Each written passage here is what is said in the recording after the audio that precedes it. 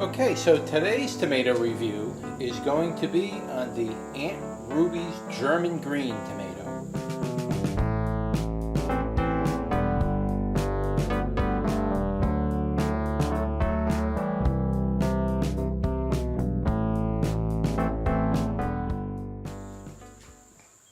Okay, so let's take a closer look at the tomato first, rather than I usually show you the halves. I want to show you what the tomato looks like first. Okay, so this is a green tomato, and this is obviously the German green.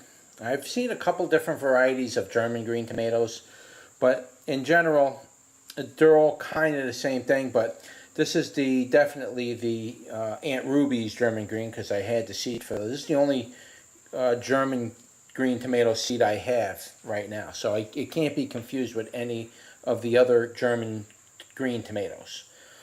So as you can see, if you let it ripen all the way, they get like a pink flushing to it.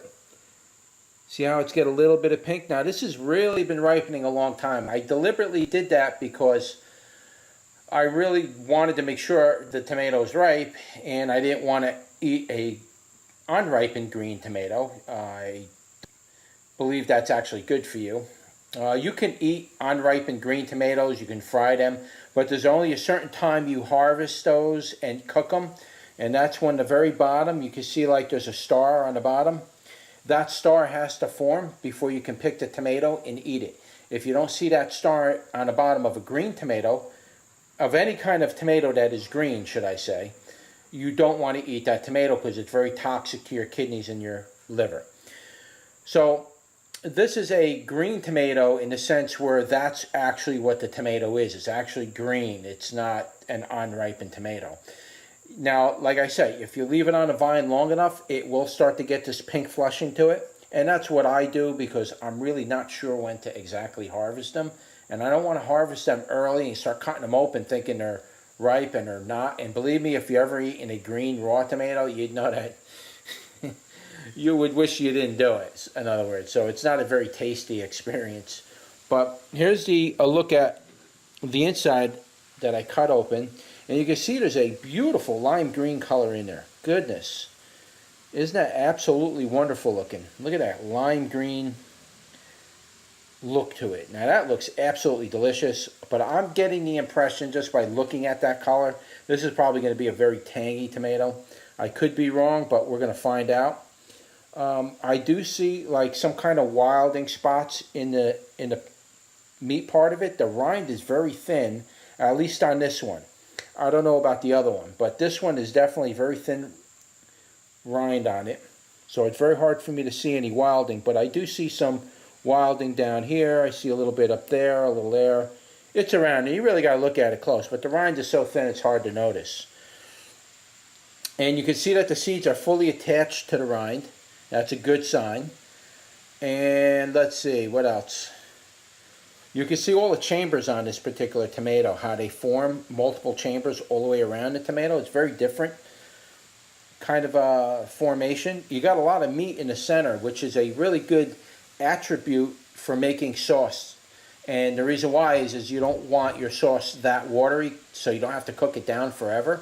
You want that pulp in there, and that'll really produce most of the mass you need to make your sauce. So when you see tomatoes with a large packed center without tons of seeds in the middle of it, that's a good sauce tomato because it just simply makes more sauce and less water. So you don't have to cook it all the way down. All right, so let's give this one a bite.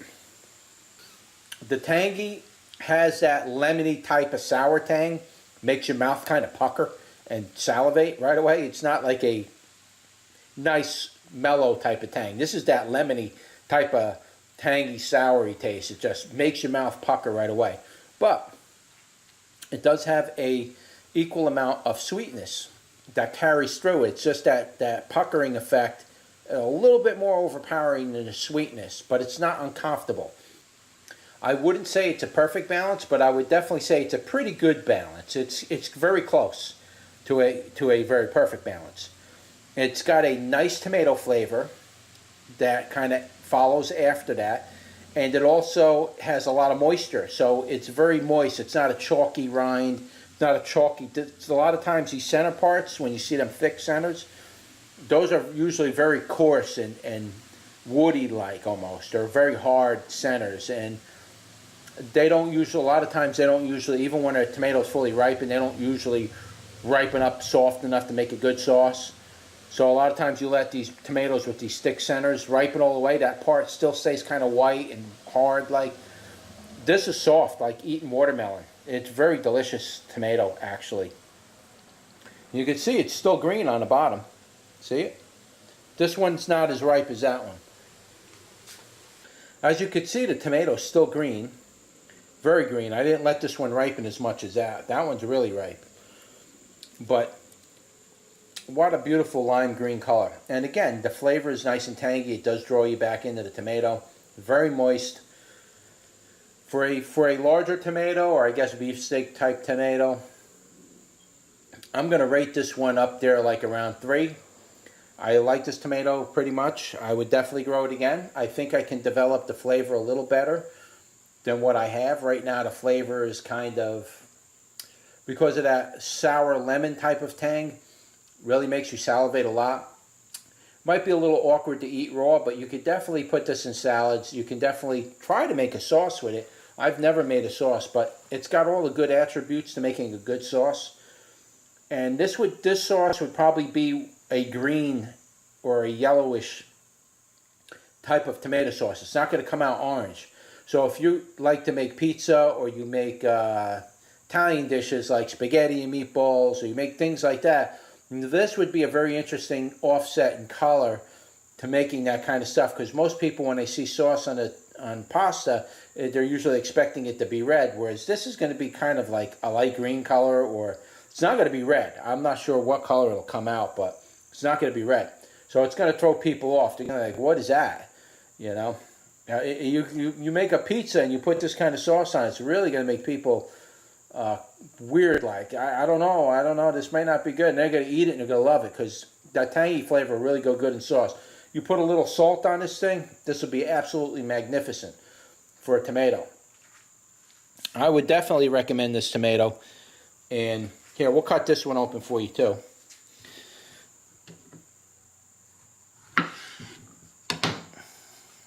Okay, now that's a fully sized, well-ripened, fully developed tomato. Absolutely gorgeous all the way through. Isn't that absolutely wonderful? You can see the bottom. Nice, a little pink blushing on there. We're going to taste a piece of that right now. There's no way I can't taste that. It looks good. Now the skins, on the other hand, they're not really thick. They're actually very thin, but they stick to your mouth. They really do stick to your mouth. It's like having a little bit of cellophane in your mouth almost. You can't spit it out. It sticks right to the walls of your mouth. So let's take a bite out of that. Much better as far as sweetness development here. When you let them fully ripen like that, wow. Big sweetness. Though, I will say on this one, a earthy tone, kind of an off flavor, undertone, earthy tone, something like that, definitely developed on that as it ripened.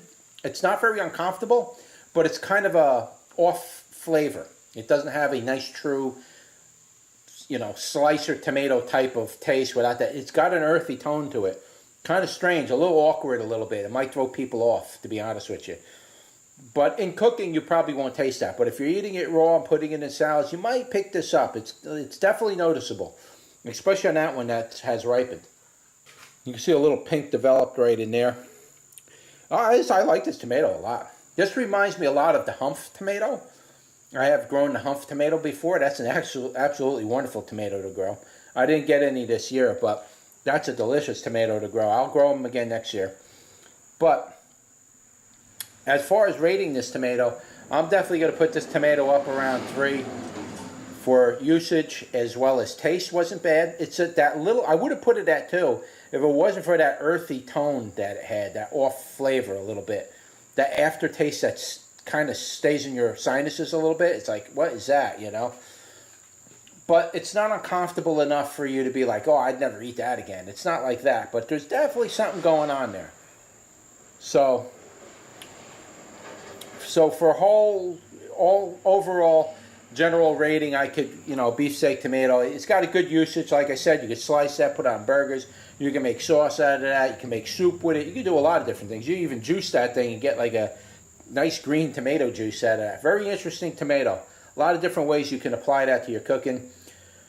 And appearance and growing, it was pretty good producer. It produced a good couple of tomatoes. The vine eventually died down. I did prune the tomato vine back so it can hopefully grow up some new stems before the end of the year. But I think it's too late because these are really big forming tomatoes. And these tomatoes have been sitting on that vine for about a month and a half before I finally was able to pick them. So it took a while for them to really get to this level. But in my opinion, I would definitely say grow the Aunt Ruby's, because it's definitely worth trying at least one time. A lot of the flavors that I described to you have a lot to do with the soil. So if you don't add the lime to the soil and your soil's just not healthy enough for it, if it's kind of acidic soil, you're going to taste that in your tomato. If you sweeten that soil up, you bring that pH up from a young plant, so the plant gets used to the soil as a young plant, it grows up with that sweetness in the soil, has the calcium it needs and everything, you're going to get much better tasting tomatoes. So my opinion is I think I can bring the flavor up on these tomatoes quite a bit, and I'll bring the rating up on them as well. But this is definitely a must-try if you're a person who's been wondering what a green tomato would taste like. Definitely go for this. You're definitely going to like this one. This would grow also, I think this tomato would go really good on a grilled cheese and bacon. You slice up a tomato, you make your grilled cheese with bacon, you slice one of these up very thin, and you put a couple slices on top of that. That would taste absolutely magnificent on a grilled cheese and bacon sandwich. I think it would be wonderful. Or even a bacon, lettuce, and tomato. That would also go good on there. Very interesting contrast of flavors. They would definitely go together real well. Alright, so that was your tomato review for the Aunt Ruby's German Green. And if you like this video, don't forget to like, share, and subscribe. And I will see you on the next one. Take care.